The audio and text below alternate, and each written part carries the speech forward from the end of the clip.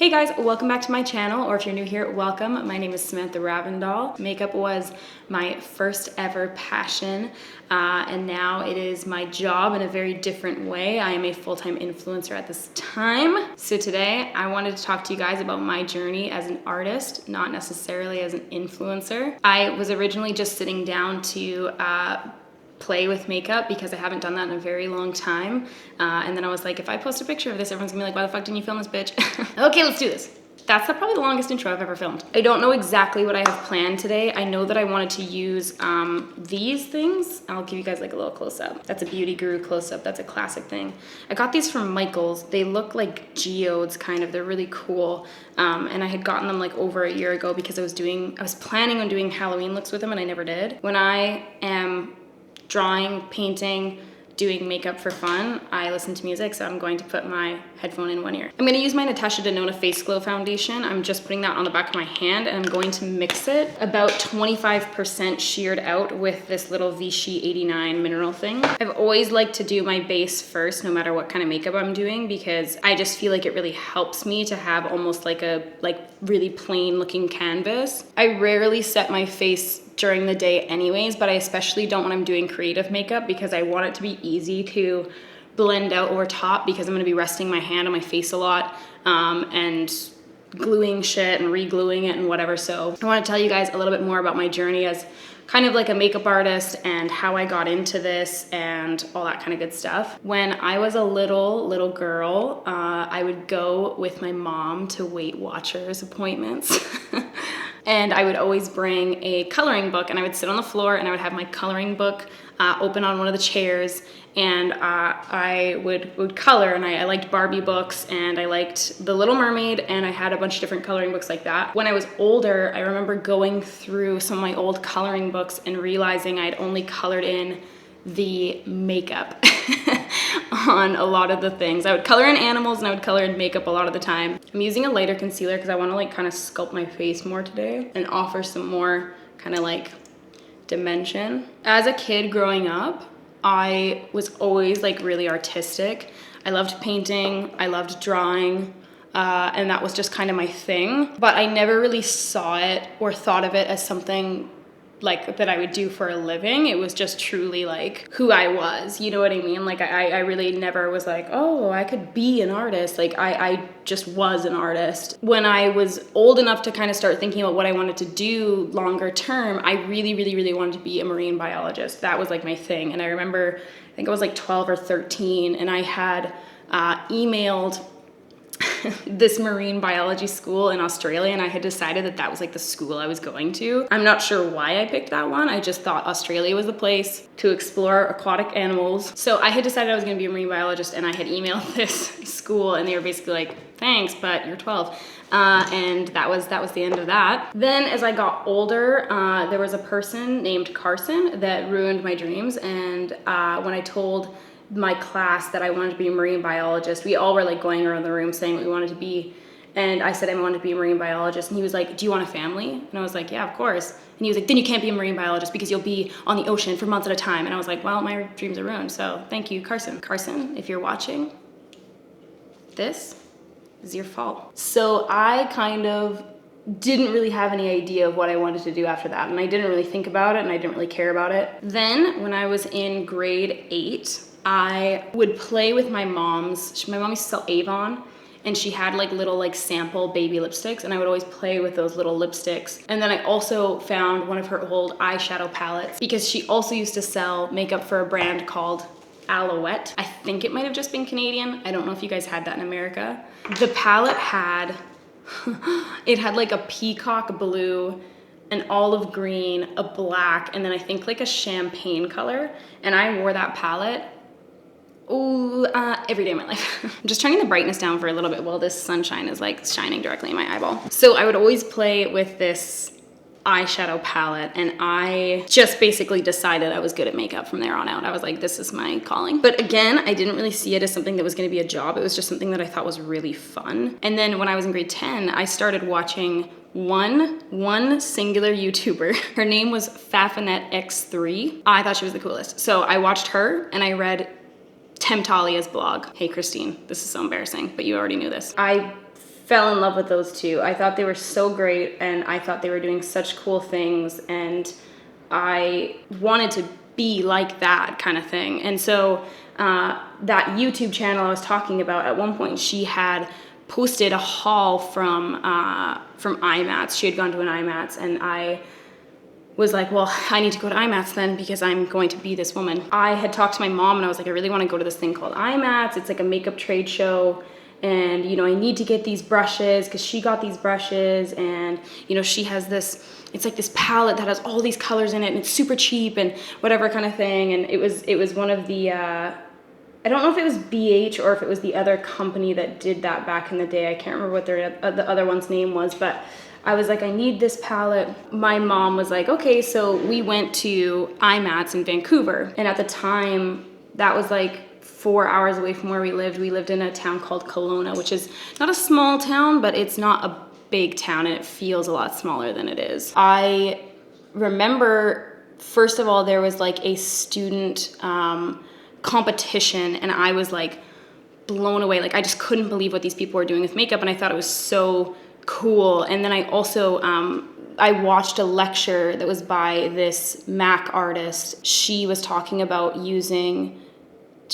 like creating the perfect base, essentially, and she was talking about using 2 different shades of foundation. Like, if you had like a summer foundation because you were darker in the summer, and then like your normal like winter foundation, she was talking about using your summer foundation to contour, essentially, but contouring like wasn't a thing then. And she just showed how to do this, and it was so subtle and so incredible, and like it was beautiful, and I just thought it was so inventive and so like smart to do that, and it really just sparked my creativity in a completely different way. Like, I was always an artist, and I always really enjoyed stuff like that, but like I just never really applied that same thing to makeup in that extreme of a way, where, not that using 2 different foundations was extreme, but like it was just inventive, and it was smart, and it was utilizing your tools to do something different for you than what it's kind of meant for. And I just thought that was incredible. I was like, this is so awesome. And then I totally just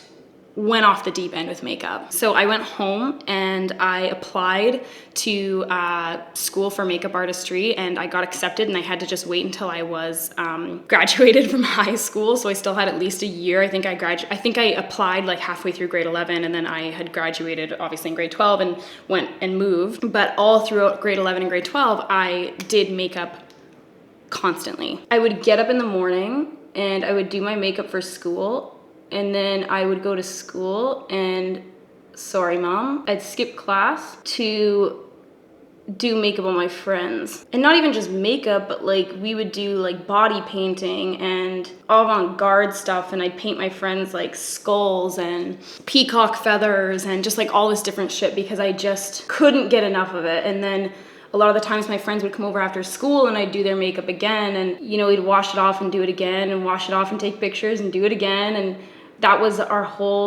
my whole life, and I just kind of dragged everyone else into it. And then a lot of the times I would come home from school, and I would wash off my makeup that I had worn, like beauty makeup, and I would do avant-garde makeup on myself. Sorry guys, I have a little bit of a cold, so I'm kind of like hoarse today.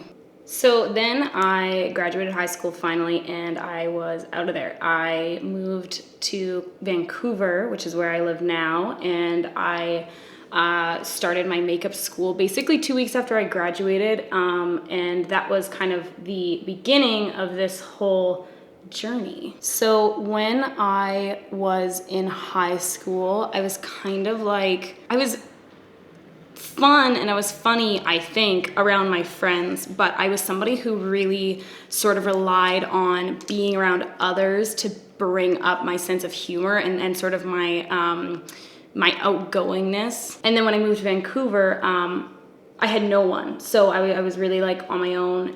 I had to like navigate going to school and all that kind of stuff by myself. And I really started to notice how shy I actually was, because I didn't think I was really that shy before. But it was just because around my friends I wasn't, but because I felt, more comfortable, or I don't really know what it was. I just sort of felt like my friends were like my strength in a way. I started to notice how shy I really was. And so, I went into makeup school, and I felt kind of like nervous because I wasn't really able to be as confident as I had been before. So during makeup school, I really worked my fucking ass off. I was freelancing and stuff like that, and then I was working. I worked at Mac on and off, and Mac was definitely kind of like a turning point for me because you don't understand.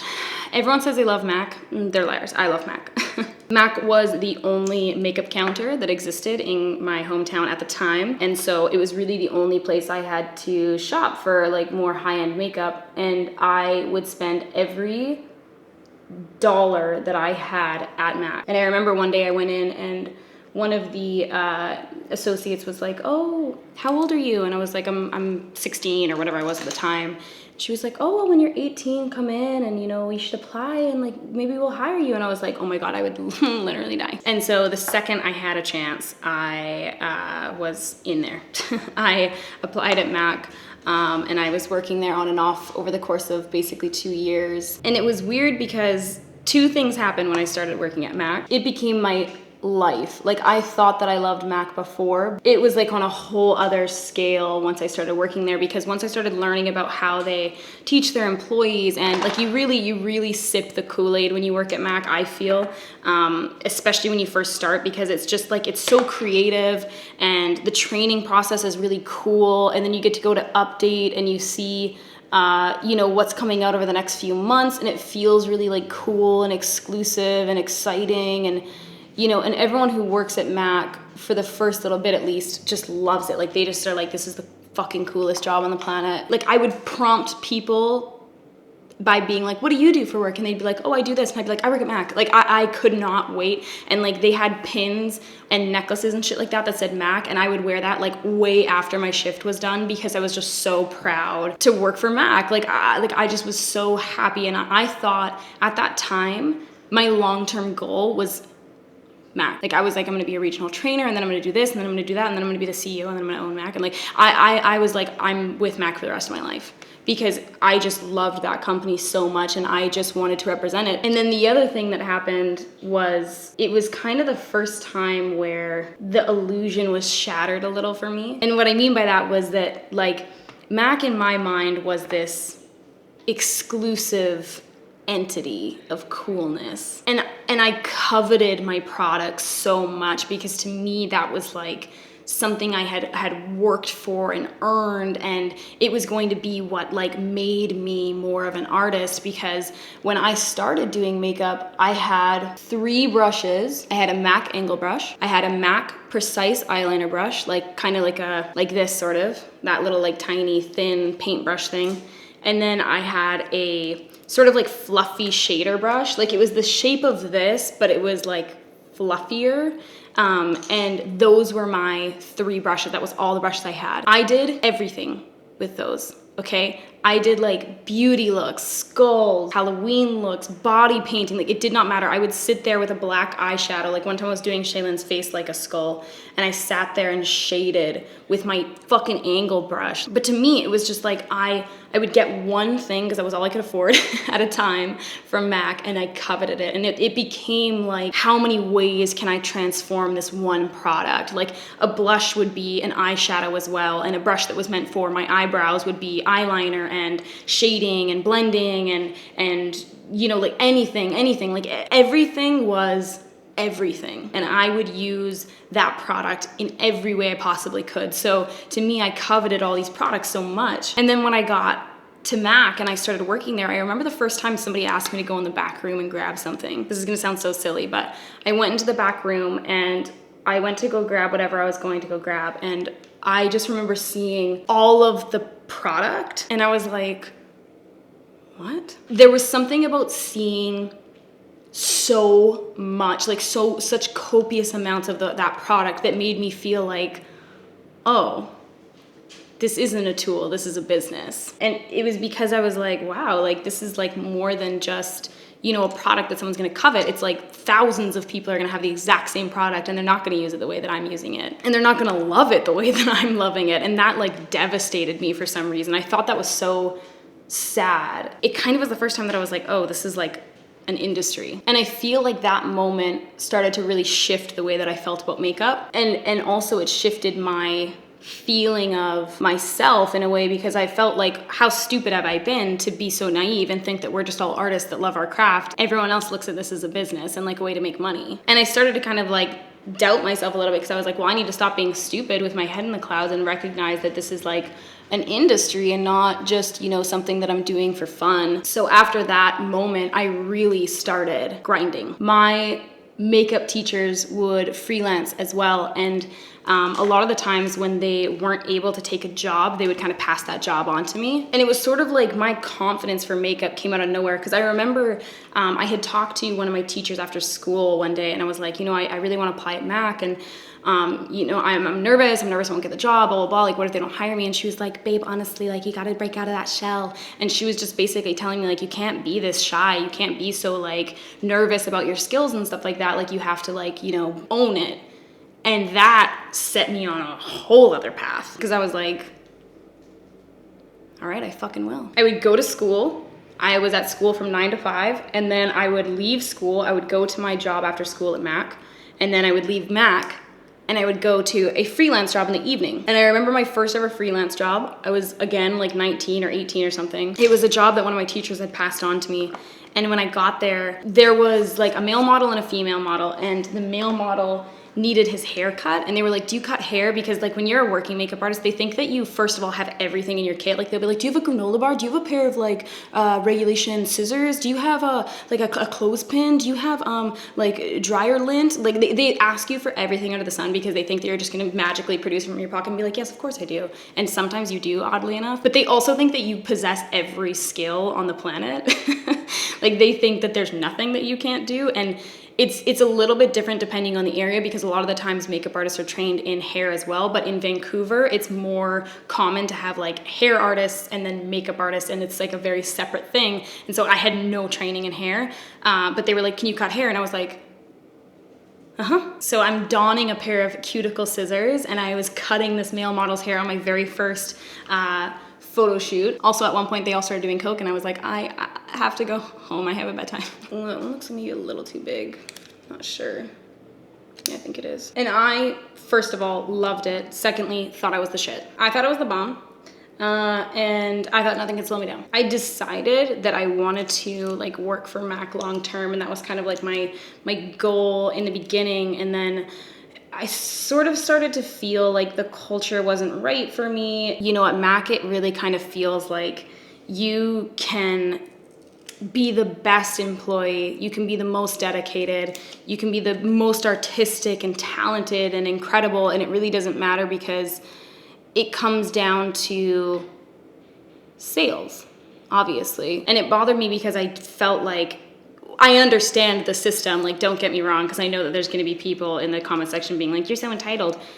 I get why that system is the way that it is, but it just, as an artist, upset me, because I felt like it shouldn't be that way. So I was working at another retail makeup store, and in the meantime, I was kind of trying to think like, okay, do I want to, you know, go into maybe the film industry and do makeup for films, or, you know, do I want to stay working retail and whatever? You know, I had started sort of developing kind of like a business sense, and I really wanted to move things along. Like I wanted to, you know, at my retail job, I was like, oh, we should start doing social media. We should do this, we should do that. Cause I had started posting on Instagram, and I thought it was like a cool platform, and I thought that people were responsive to it. And, you know, I just was like saying to my manager at my retail job that I was like, we should really be on social media. Like it's so cool. And, you know, all these people are posting, and it'd be so great for the business and blah, blah, blah. And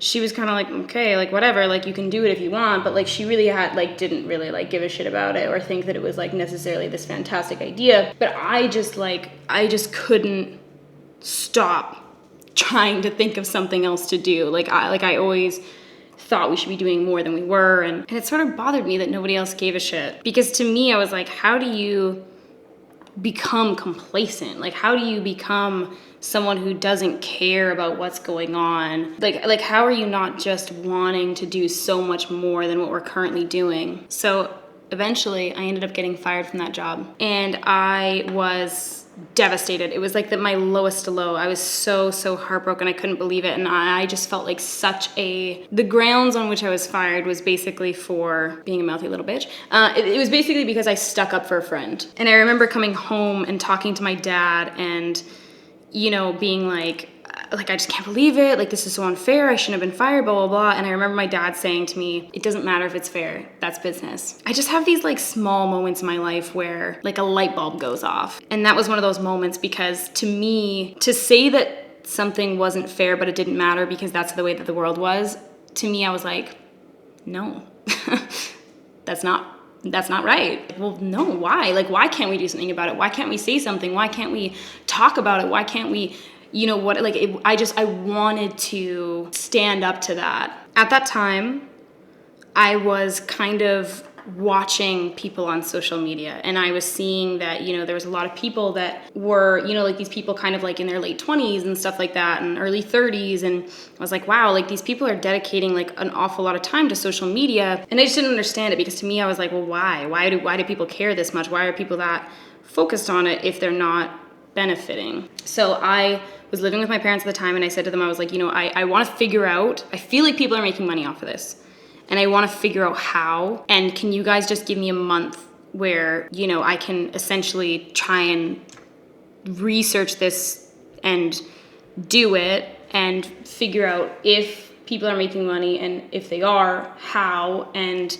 can I do it? They said yes. They weren't ecstatic about it, but they said yes. So at the beginning of that month, I had 2,000 followers, and at the end of that month, I had 10,000. And I remember sitting with a friend of mine at Red Robin's. She also worked at this place, and she quit actually. We were talking about, how we had left this job and all this stuff, and I was saying to her, it's my goal in a year to have 20,000 followers.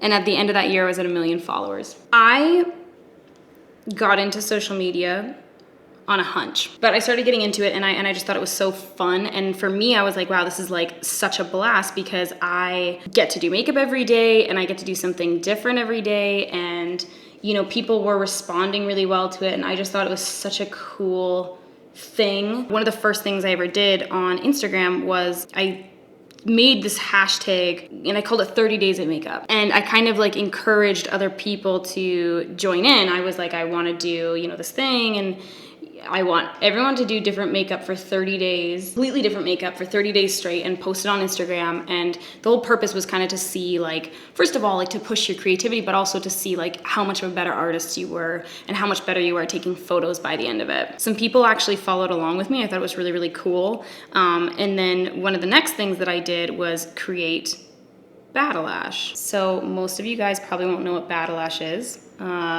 I think it's still the title for this channel. I'm gonna turn up the brightness a little bit. This was my concept for Battle Lash. I was so annoyed by this concept that you had to be okay with being treated poorly, and you had to be okay with, the way things were in the world and all that kind of stuff. I was like, no. I just didn't agree with that, and I didn't like that, and it always angered me. It always angered me for someone to just say this is the way that it is, and everyone else to just say okay. My whole idea behind Battle Lash was to create a blog that would feature women, and I wanted it to be more than just me. I wanted it to be some other women that I had chosen to be part of the blog, and they would post, and we all would have different styles and different personalities and stuff like that, but it was to kind of showcase that you can work together and you can be different, and it doesn't matter, and you don't have to do what everyone else is doing. You don't have to be what everyone else is. I had originally started a Tumblr page, and then I had an actual website, and then I started on YouTube as well. And I first had just one other girl that worked with me on Battle Lash, and at one point we decided, okay, yeah, we're gonna add some other people. And so we had met these two other girls, and they were going to be part of Battle Lash. And then we all were posting on the same Instagram account, and we all started posting YouTube videos, and it was this little thing. And for a while it was so great. Like, it was literally everything I had ever wanted, and I thought it was awesome, and people were getting it, and it was just really, really cool. Long story short, we all ended up going our separate ways. And this to me was such a moment of defeat, because I felt like my whole plight was to prove that girls could work together, and, you know, like, we were gonna be this group that was like a joint team, and everyone was gonna be valued, and everyone was gonna be whatever, and everyone was gonna be equal. And I remember one of the girls saying to me, like, this isn't equal because it's like your thing and us. And I was devastated. I was like, we are equal. And she was like, we're not. And I was so like hurt and upset by that, because I was like, you're not like getting the vision, man. But it was true. It was not really our thing. It was my thing. And we all went our separate ways, and everyone's doing their own thing now. And everyone's doing fantastic, by the way, that was a part of Battle Ash. At that point, I kind of had to make a decision, like, okay, like, I'm going to do this by myself, and I'm now Battle Ash, one person. And I just really didn't like that, because to me it was like against everything that I was trying to prove and show. But I just was like, I'm a business, and I'm gonna do this. I ended up at one point dyeing my hair silver, and that was basically the start of me not enjoying social media. I blew up during that time. That was like the biggest kind of change in my career. It sounds so odd to like attribute it to like dyeing my hair, but it really was that, because it was something where I had dyed my hair because I'd always wanted silver hair, and then when I did, it became like this huge trend. And when you would Google silver hair, it was like just pictures and pictures and pictures and pictures of my face, and thankfully people crediting me and stuff. You know, I had like a hair brand contact me and say, let's do like silver extensions together, and we did these silver extensions that matched my hair color perfectly, and I became like an influencer during that time. Like, I feel like that was really when I made the shift from like a makeup artist to an influencer. And when that happened, I really started to lose my passion, because it suddenly became about something very different, where in the beginning it was about, you know, proving a point that you didn't have to step on people's toes, and it was about the passion that I had for makeup and trying to keep that flame alive, even though I had come to realize how much of a industry it was. But I felt like I slowly but surely started to care less about the makeup and care more about how people looked at me and how people thought about me. And my makeup started really changing. I used to be really into super dramatic makeup and, you know, color and doing different things and doing fun things and all this kind of shit. And then I started feeling like I didn't want to do that anymore, because that wasn't what looked the most beautiful, and it wasn't what photographed the best. And, you know, everyone else looked so great that like I felt stupid wearing makeup that looked so like kind of out there, because I wanted to look as beautiful as everyone else did. And when I was doing this hair deal, I had to fly back and forth to LA a lot, so I was spending a ton of time in LA, you know, around the influencers in that area, and they all are so, I mean, LA is just such a powerhouse. It's such a powerhouse for media of any kind, and you really are in like a kind of league of its own when you're in LA, because you are expected to be on all the time. You're expected to look a certain way all the time. Like, it's just a very different vibe. And so I felt like I was scrambling to try and keep up. I felt like I needed to wear what they were wearing, and I felt like I needed to do my makeup how they were doing their makeup, and I always needed to have my extensions in, and they always needed to be curled perfectly, and I always needed to act a certain way and sound a certain way and try and be friends with all these people. It really became this thing where like I no longer saw makeup as a fun, creative thing, but just a means to make myself look better. Before that, I mean, I thought that makeup made me look prettier, but I more so cared about the fact that makeup made me look cool, and it made me look talented, and it made me look creative, and you know, that's what I wanted out of it. And then I slowly started disliking it. Felt like I had to do creative makeup because that's what I started with doing. And then I felt like when I did creative makeup, that wasn't what people wanted to see. They wanted to see, you know, Instagram glam.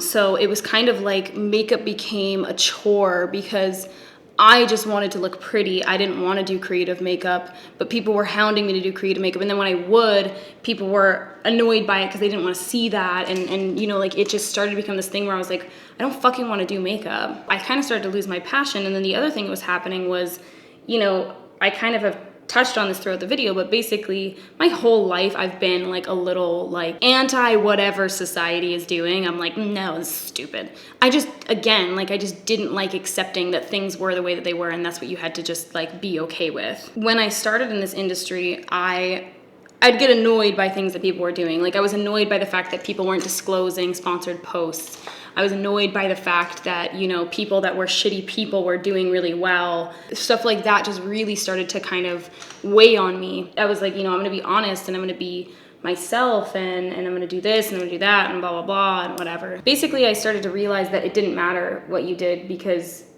it was never enough. And you could be as honest as you want and you could disclose every little thing and you could be as real as they come and, you know, whatever, but I started to realize that like that thing that I believed so strongly in, that I wanted to prove that you could be successful without having to lie and without having to tailor the truth and without having to step on toes and just say okay to what the world is. Like I wanted to prove that, and I started to realize that like that wasn't coming to fruition because everyone that was ignoring that and just working and, you know, saying what they needed to say and talking who they needed to talk to and stepping on whoever's toes they needed to step to, those were the people that were doing well. And meanwhile, I was popular and I was gaining a lot of subscribers and, you know, I had some collaborations and stuff like that, but I was still struggling to pay my bills. And I just remember having so many conversations with myself and conversations with other people saying basically, you know, like, why am I doing this way? Because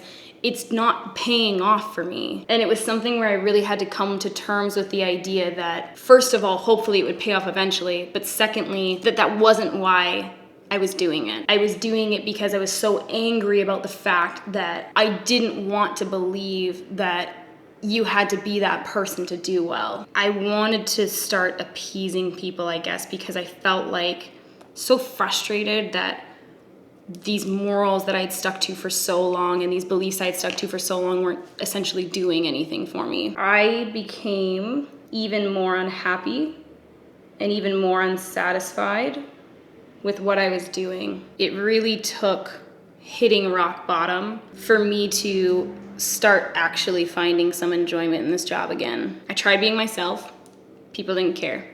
I tried being somebody else or trying to tailor myself to be more like what people were watching or what people were, you know, criticizing me about or whatever kind of thing. And it didn't matter. It didn't make a difference. So I got to the point where I was like, well, I simply don't give a shit anymore then. And then I, not meaning to take a hiatus, but I kind of did. I basically just stopped posting because I felt like I should and started posting only when I wanted to, which was quite frankly, not very often. I felt like I slowly started becoming more kind of excited about YouTube because I wasn't ever posting for any reason other than because I felt like it that day. And slowly but surely, I got to the point where I actually started to find enjoyment and drive in my job again. That's where we are now. And it's funny because I know that a lot of people get upset when I say that I don't find fulfillment in this job, and I've referenced this in a couple of videos recently because it's a comment that I've been seeing continually on the internet because a lot of people have been saying, well, if you don't find fulfillment in your job and you're basically saying you hate it and you don't enjoy it and this, that, and the other thing, then you are only doing it for the money. Money is fantastic. I love money. I find it fun to figure out ways to make money. I find it exciting when I get a big check and I can go into the bank and deposit it and look at it in my bank account. Anyone that knows me will tell you that money to me is the thing I am the least attached to. For me, this whole conversation surrounding money is more so that I feel like I don't like feeling trapped. I don't like feeling trapped in my job, and I'll tell you why I feel that way. I feel scared to let go of everything that I've built in my adult years because you have to remember, I'm only 25 and I've been doing social media full time for 5 years. The majority of my time has been spent poured into this. So to just walk away from that and say I'm gonna do something different that I think is more fulfilling is a really, really scary thought, even if I don't feel as fulfilled doing this as I could doing potentially something else. The other thing I worry is that I won't feel fulfilled no matter what I'm doing, because as soon as something changes from a hobby or a creative outlet to a job, it loses a lot of its allure. And lastly, money is a huge factor in the fact that I know I can't make what I'm making now doing anything else that I'm qualified to do. So whether or not people like the fact that I acknowledge that, it's just my reality. And quite frankly, I would be so screwed up to even try and leave what I'm doing now, because I pay taxes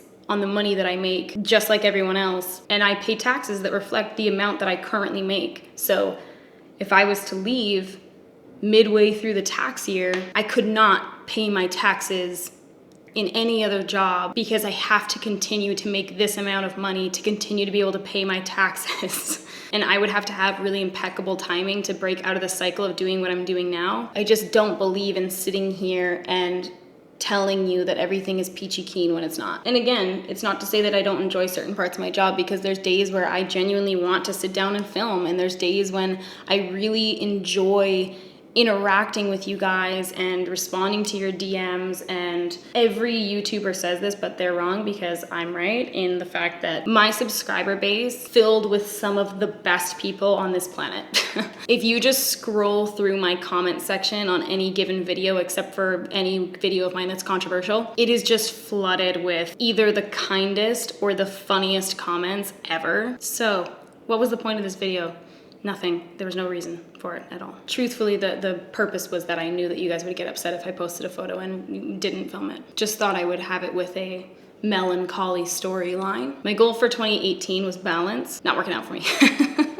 I'm still working on that goal, but I have a goal specifically for my creative side. And my goal is to feel passionate about makeup again, work on perfecting my craft again, because I feel like I've gotten really lazy and sloppy, and just haven't really tried as hard. And I also want to try and start using up some of my products like I've mentioned, so I definitely want to start that series. I think I'm going to start it this week. I think I'm probably going to post this video on Tuesday, and I'd like to post the video using up a palette for a whole month for Thursday or Friday. Anyways, you guys, that's it. This is probably going to be a painfully long and just useless video to sit through, but thank you guys so much for hanging out and chatting. I hope you guys have a really good day, and I can't remember how I usually sign off because I'm getting distracted by this beautiful music I'm listening to. Okay, thanks, bye!